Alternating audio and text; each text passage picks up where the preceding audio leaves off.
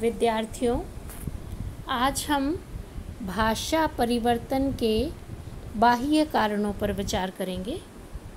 इससे पूर्व हमने आंतरिक कारणों पर विचार किया था और आपको समझाया था कि आंतरिक कारणों से किस प्रकार भाषा में परिवर्तन होता है।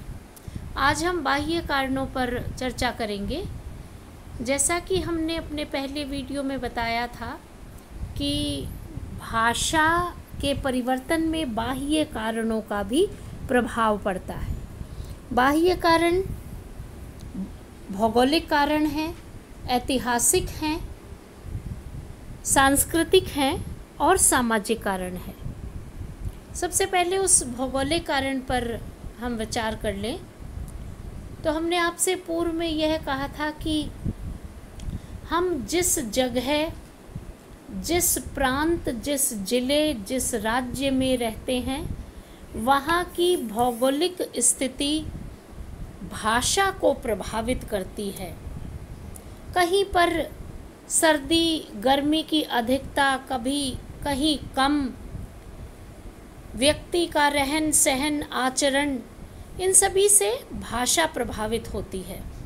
इसलिए यदि हम मैदानी इलाकों में रहते हैं, यदि हम मरुस्थल के इलाकों में रहते हैं, यदि हम अधिक वर्षा वाले इलाकों में रहते हैं, तो जिस जगह पर हम रहते हैं वहाँ का भूगोल भाषा को प्रभावित करता है। और यह मनोवैज्ञानिक सत्य है कि जहाँ का क्लाइमेट, जहाँ का वातावरण अपेक्षाकृत ठंडा होता है, जहाँ पेड़ पौधे, उपजाऊ भूमि, जहाँ हरियाली अधिक होती है, वहाँ की भाषा मधुरता लिए हुए होती है। और जहाँ गर्मी तेज़ पड़ती है, भाषा भी उसी प्रकार गर्म हो जाती है। इसलिए ये कहा जा सकता है कि भौगोलिक वातावरण भी भाषा को प्रभावित करते हैं। सांस्कृतिक प्रभाव, बहुत सारी संस्कृतियाँ जब समाज में आकर के मिलती हैं तो उसका प्रभाव भाषा पर पड़ता है।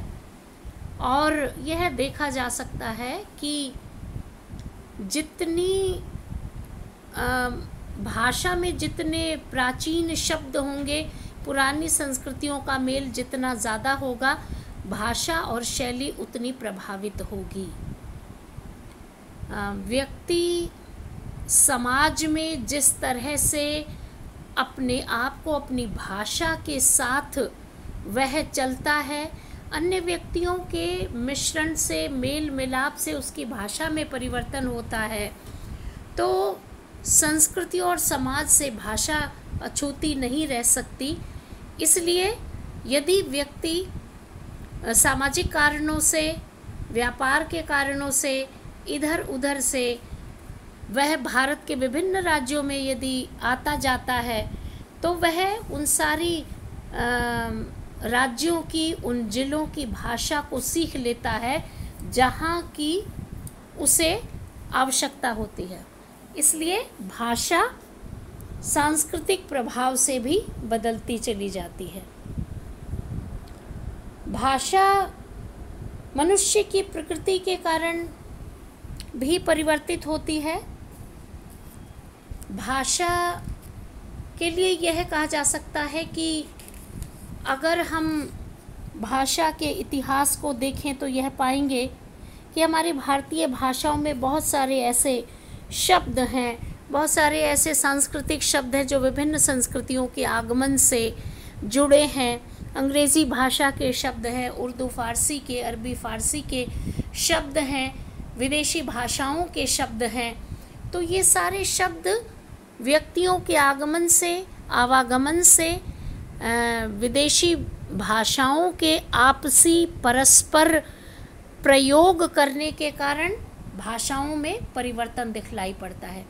इसलिए विचार विनिमय के कारण साहित्य, कला और भाषा पर सबसे अधिक प्रभाव दिखलाई पड़ता है।